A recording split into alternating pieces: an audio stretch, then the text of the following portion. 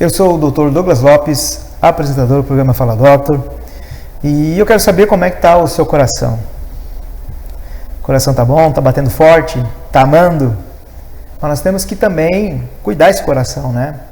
O infarto do miocárdio aí é uma das doenças que mais mata no mundo. E eu trouxe um especialista nisso para falar hoje, que é um cardiologista, Dr. Diego Rumou. Seja bem-vindo, Dr. Diego.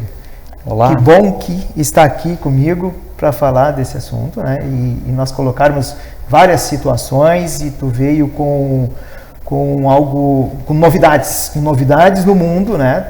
Estava nos Estados Unidos agora há pouco, indo no congresso, né? Exatamente. E trazendo as últimas notícias, que é muito importante. Seja bem-vindo, meu amigo.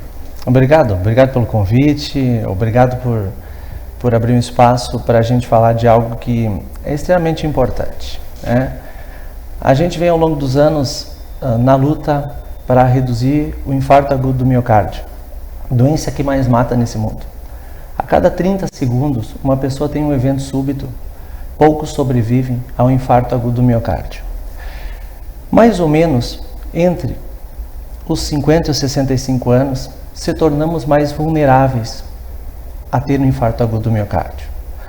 Ao longo dos anos, a gente vem tendo um entendimento um pouquinho melhor do que causa esses eventos vasculares nas pessoas e como a gente combate os fatores que levam a gente a ter um infarto agudo do miocárdio. Entre esses fatores, a gente tem a idade. Quanto mais idade, maior a chance de termos um infarto agudo do miocárdio, um evento vascular, um AVC fatal ou não fatal. Nós temos fatores conhecidos e modificáveis, como o tabagismo.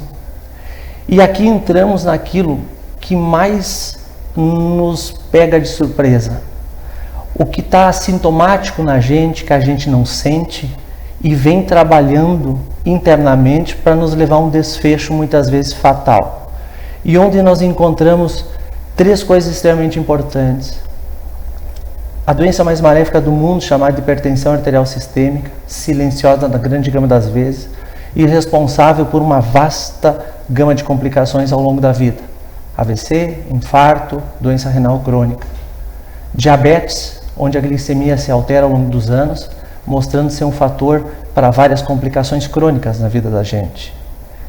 E o colesterol elevado, também assintomático, muitas vezes herdado geneticamente e que se desenvolve e está silencioso desde a infância e nos leva a ter um infarto aos 30, 40 anos, mas o mais comum em torno dos 50 aos 65 anos.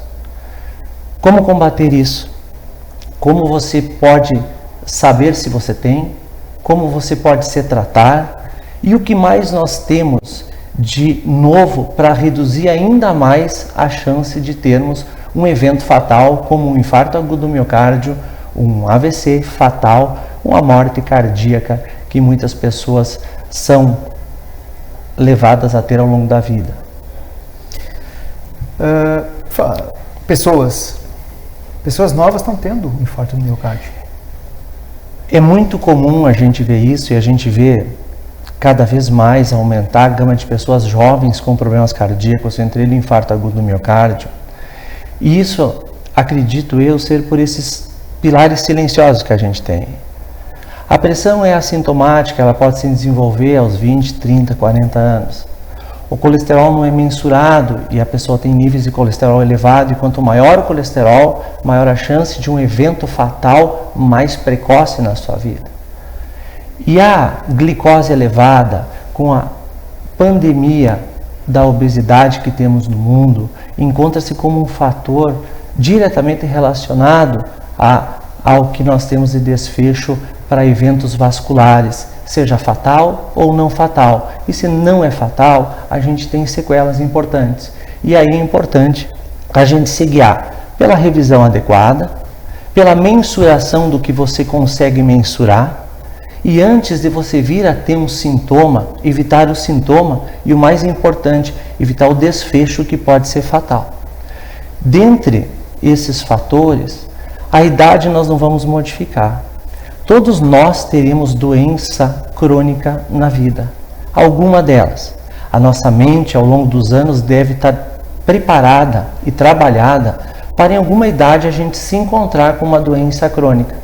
E a partir dela, ou antes que ela apareça, você conseguir identificá-la, tratá-la e muitas vezes tu vai conviver com ela ao longo da vida, como é o caso da hipertensão, como é o caso da dislipidemia, que é o colesterol elevado, como é o caso de muitas pessoas com diabetes. E temos que sim ser intensivos no diagnóstico, intensivos no tratamento e ter em nossa mente que a gente precisa trabalhar mentalmente para que nós consigamos reduzir todos os fatores e que nós não precisamos ter um infarto, ter um AVC, ter uma insuficiência renal, precisar de hemodiálise. Isso é totalmente evitável. Alguns estudos chegam a nos dizer que as revisões adequadas, bem como a modificação no estilo de vida saudável e o uso de medicamento para você anular os problemas crônicos que são assintomáticos em você, leva a nós evitarmos os infartos e os AVCs na casa dos 90%, o que é de extrema importância. Quem infarta mais, quem tem mais AVC, quem não faz suas revisões e não faz suas mensurações de muitas coisas que você não sente. É silencioso dentro de você e muitas vezes é genético dentro de você. Então a história familiar também é um ponto importante, porque se você tem alguém na tua família que teve um infarto agudo do miocárdio precoce, isso pode ser uma dislipidemia, um colesterol elevado familiar, e você pode sim ter a mesma coisa, bem como outras alterações de glicose, de pressão e outros fatores que às vezes a gente vai mensurar individualmente conforme as pessoas. Relações, tá? Sedentarismo, infarto e exercícios em demasia e infarto. Sedentarismo é um fator que leva a várias nuances, a várias rotas, e todas essas rotas vão levar ao infarto AVC. O sedentarismo faz a pressão e o peso e a glicose sofrerem alterações. Além da idade, que nós temos um fator de risco individual e não modificável, você ser sedentário te favorece a piorar coisas que estão às vezes latentes em você. Ou seja, você tem um colesterol limítrofe, você ao longo de uma década não faz nenhum tipo de exercício, esse colesterol vai subir e esse aumento dele vai acabar causando o acúmulo de gorduras, de inflamação dentro das suas artérias, que é o que vai desencadear o infarto ou AVC. O exercício saudável deve ser prática diária de todas as pessoas ao longo da vida. E o saudável é acima de 150 minutos semanal, de intensidade leve a moderada, idealmente 300 minutos semanal.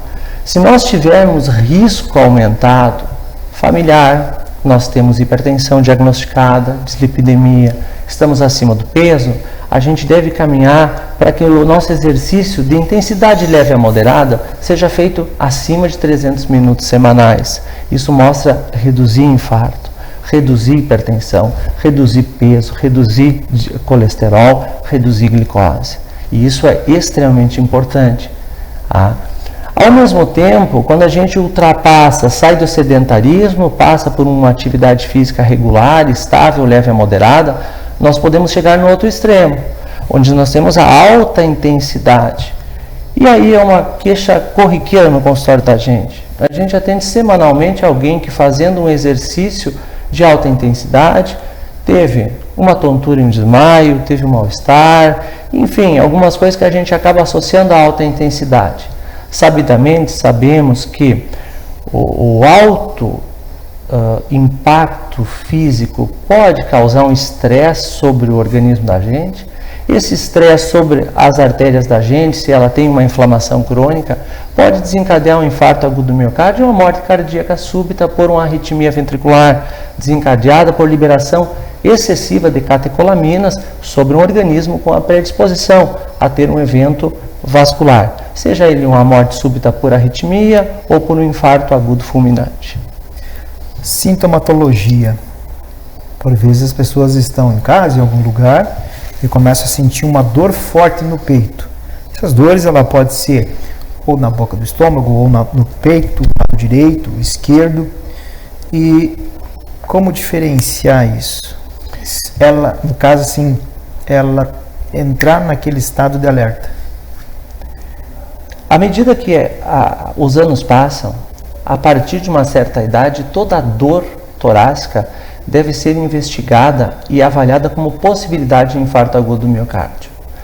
Quanto maior a idade, a partir dos 45 anos, no homem principalmente, mulher após a menopausa, após os 50, 55 anos, nós temos uma maior chance de infarto e toda a sintomatologia deve levar à possibilidade de.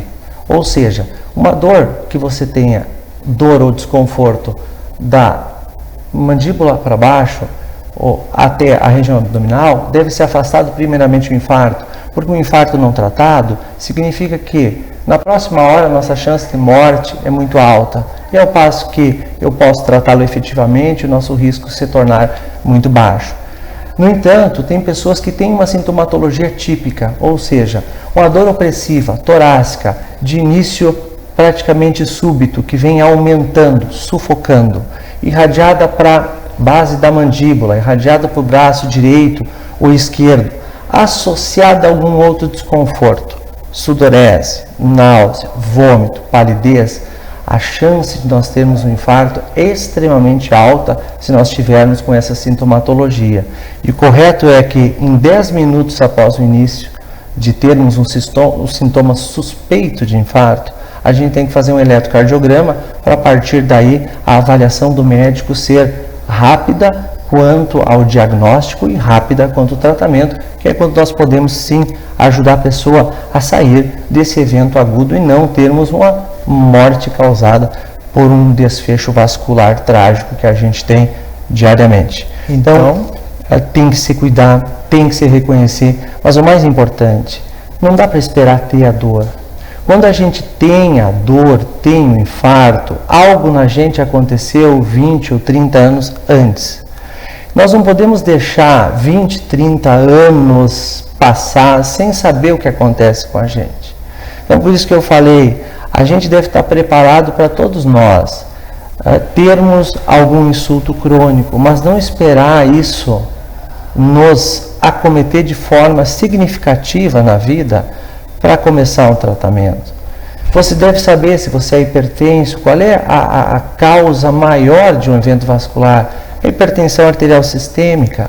Qual é o alerta que a gente tem baseado nos 2 grandes congressos após esse período mais recluso que a gente teve nesses últimos anos? Tanto no Congresso Europeu em Amsterdã, que foi no final de setembro, quanto no Congresso Americano, agora em novembro, na Filadélfia.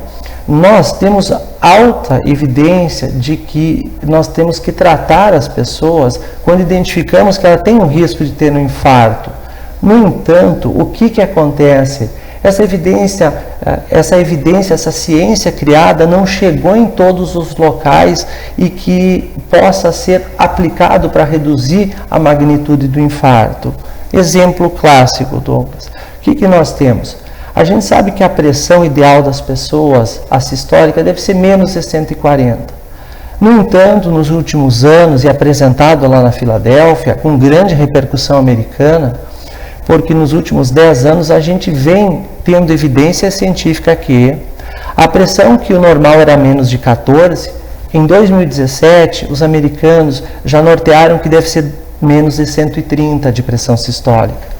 Nós tivemos evidência robusta desse acompanhamento dessas pessoas, um novo estudo publicado na Filadélfia agora, que é o estudo SPRIT Trial, nos mostrou que a redução mais intensiva para menos de 120 milímetros de mercúrio de pressão arterial, você tem menos desfecho de infarto e AVC.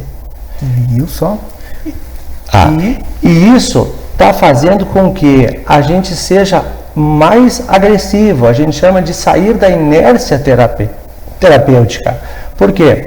Porque à medida que nós reduzimos a pressão sistólica a menos de 120, eu tenho documentadamente milhões de pessoas que vão ser menos acometidas por um evento agudo, que é uma dor no peito, um infarto, ou que é não conseguir mexer o braço, ou não conseguir falar ao amanhecer, que é um AVC. Então, o impacto populacional dessa redução da pressão arterial, acredito eu que vai se concretizar.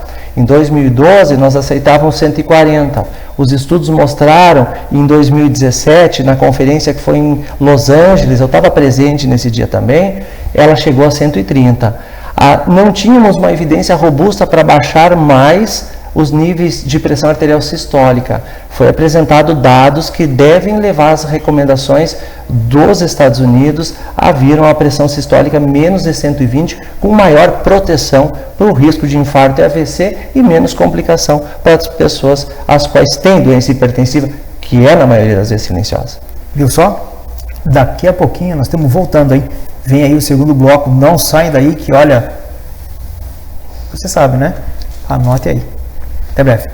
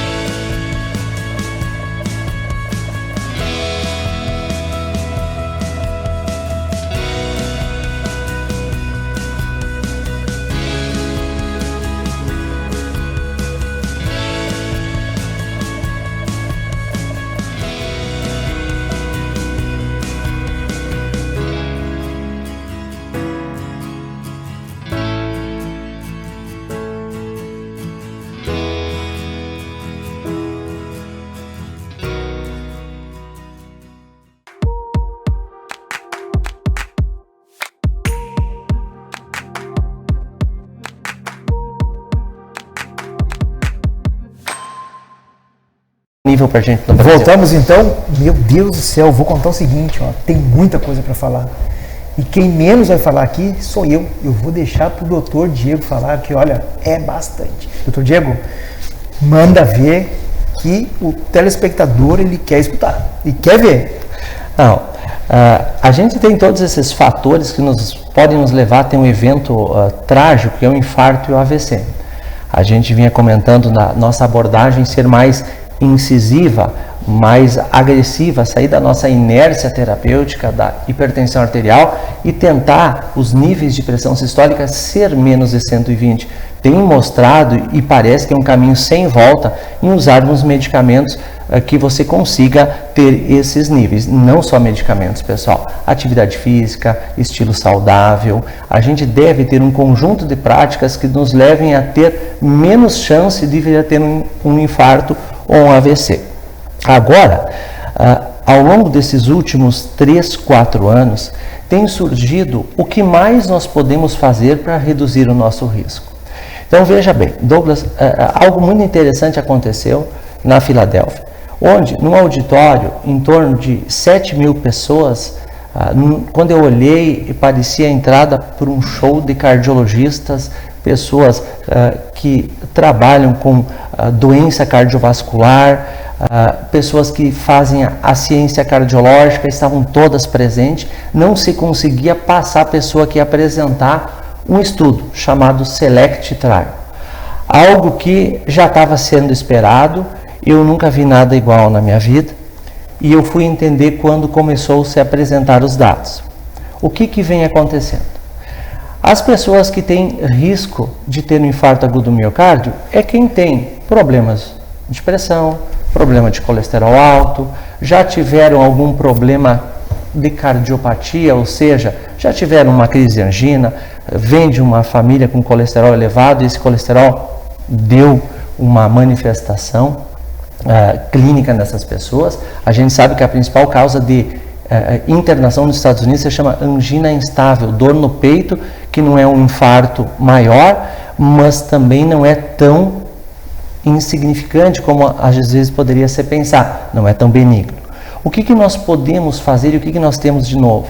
Esse estudo, SELECT Trial, pegou uma população muito grande, uma população que tem doença cardiovascular já estabelecida, estava com níveis de pressão controlado, estava com níveis de colesterol controlado, então aí vem o que chama atenção, e essas pessoas não eram diabéticos, muitos eram pré-diabéticos, mas sem diagnóstico de diabetes, e elas estavam acima do peso. Então nós pegamos toda essa população, foram 17 mil pessoas, e essas pessoas tiveram o uso de um medicamento chamado semaglutida, que é um medicamento usado até então para o tratamento de diabetes tipo 2, e essas pessoas com risco maior cardiovascular, com doença cardiovascular, e o uso de semaglutida, foi escalonada a dose, que é um medicamento subcutâneo, até atingir uma dose de 2,4 miligramas semanal, essas pessoas tiveram logo após iniciar o medicamento uma redução muito maior de AVC e mortalidade por todas as causas, incluindo as causas cardíacas. Isso fez com que a morte por infarto foi reduzida mais 20% numa população que já tem um risco maior. Além disso, essa população que estava acima do peso começou a baixar o peso também. E nós tivemos, ao longo do estudo, que durou 3,3 anos, uma redução de 20% a menos de morte total, fazendo com que isso modificasse nossa conduta no consultório cardiológico muito nos últimos meses. Porque as pessoas que nós achávamos que estavam totalmente bem tratadas, baseado em todos os estudos que nós tínhamos definidos até então, em todos os guidelines que nós tínhamos definido, surge um novo medicamento que faz com que essas pessoas tenham menos chance ainda de ter um infarto. E isso nos coloca na prática diária um novo medicamento. Uma análise extremamente importante feita no Congresso após o lançamento do estudo é o seguinte: se compara esse medicamento às estatinas, medicamentos redutores do colesterol, que em 1994 foi apresentado como um divisor de águas. Ou seja, em quem tinha infarto e sobrevivia, usava a estatina, tinha bem menos chance de morrer. Hoje nós sabemos que as estatinas, elas são obrigatórias nas pessoas que têm infarto, mas as estatinas hoje são utilizadas principalmente nas pessoas que têm risco maior de ter um infarto, reduzindo o colesterol, reduzindo mediadores inflamatórios que ajudam a desencadear o infarto. A partir disso, nós temos um novo medicamento que talvez venha a se vislumbrar uma nova, entre aspas, uma nova estatina, a desenvolver e a consolidar pelos próximos estudos que a gente vai ter.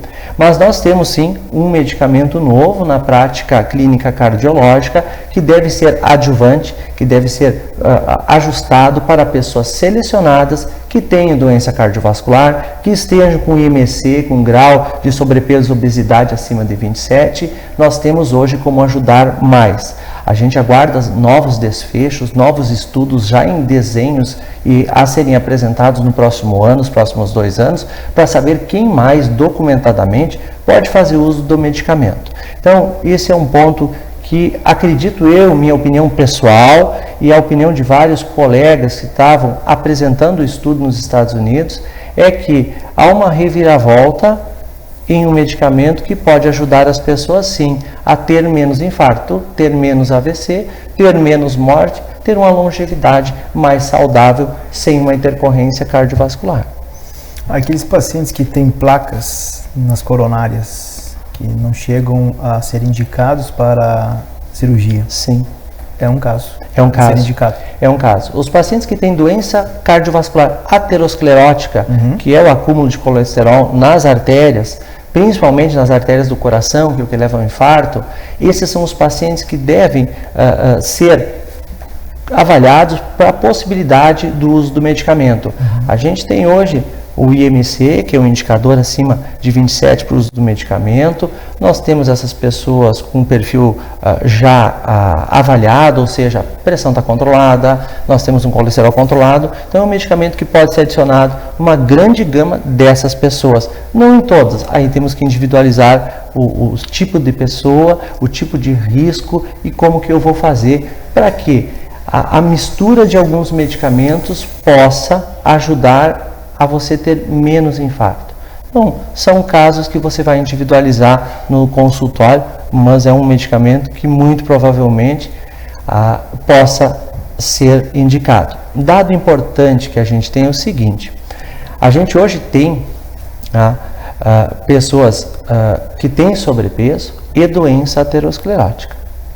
É um dado muito importante. A gente acha que essas pessoas, nem todas elas que têm sobrepeso têm diagnóstico de diabetes. Elas podem ter um pré-diabetes, um mediador inflamatório. Então essas pessoas, muitas vezes o que eu tenho visto é que a partir do peso da pessoa, do IMC que você calcula, a partir da avaliação se essa pessoa tem uma doença cardiovascular já instalada, você sim vai proceder com o uso de um novo medicamento que nós temos a disponibilidade já no Brasil há um bom tempo, mas que agora, contundentemente, ele é aprovado para prevenção de doença cardiovascular e eventos agudos e mortalidade aí de todas as causas. Esse medicamento que foi falado no Congresso já está no mercado? Está no mercado, é um medicamento conhecido, é a semaglutida. No Brasil o nome comercializado é o Ozempic, que a gente tem. Então é um medicamento que hoje ele passa a partir do estudo SELECT Trial a fazer parte da redução da chance de infartar de uma grande gama de pessoas. E ele está no sistema público também? Não. Que eu saiba, não contempla o sistema público ainda e demora normalmente algumas nuances até nós termos essa disponibilidade. Mas é um medicamento já aprovado, tem outros medicamentos já aprovados nesse sentido para também virem a ter disponibilidade no Brasil, com ação nesse foco. A gente aguarda alguns estudos, bem como disponibilidade de regulamentação que a gente tem para o medicamento fazer parte do nosso dia a dia. É a medicina evoluindo. E olha, vocês ficaram bem atentos quanto a isso, né? Tudo que o Dr. Diego falou e que é muito importante, assim, sem dúvida nenhuma, né? E já estamos chegando no final do programa e eu convido sempre quem está comigo a dar a mensagem final para quem está nos assistindo. A minha mensagem final é muito simples. A gente sabe hoje que a gente pode evitar a grande gama dos desfechos vasculares de um infarto, de um AVC. Muitas coisas são silenciosas, são crônicas dentro da gente. Procure o seu médico. Faça uma avaliação pormenorizada, veja como está a sua saúde, veja se tem alguma coisa que você acha que modificou em você de um ano para o outro, de uma semana para outra, de um mês para o outro. Isso é extremamente importante. Às vezes uma modificação que para você acontece que você nunca teve é 100% para a gente conseguir evitar o teu infarto. Faça essa avaliação, cuide-se para fazer exercícios, não tenha tabagismo na vida. Faça a aferição de sua pressão, confira a sua pressão com o médico, dose os níveis de lipídios, de glicídios que você tem, esses níveis são glicose e colesterol, faça uma avaliação desses fatores e deixe todos esses fatores em níveis normais. A partir disso, sua chance de ter um evento vascular vai se tornar totalmente baixa e você vai ter uma longevidade totalmente saudável. Lembrando que, controlando esses fatores, não é só risco de infarto ou de AVC. Nós temos menos risco de complicações de algumas neoplasias e de outras doenças que têm a mesma base que a gente já tem conhecimento. Muito bem. Dr. Diego, muito obrigado. Eu que agradeço. Temos projetos 2024 aí, né? Vamos lá. Que nós vamos fazer. E a você que está nos assistindo, gratidão. E vai lá, segue, compartilhe o máximo possível. Nos ajude a espalhar essas informações preciosas que o Fala Doctor oferece. Aquele abraço. Um abraço.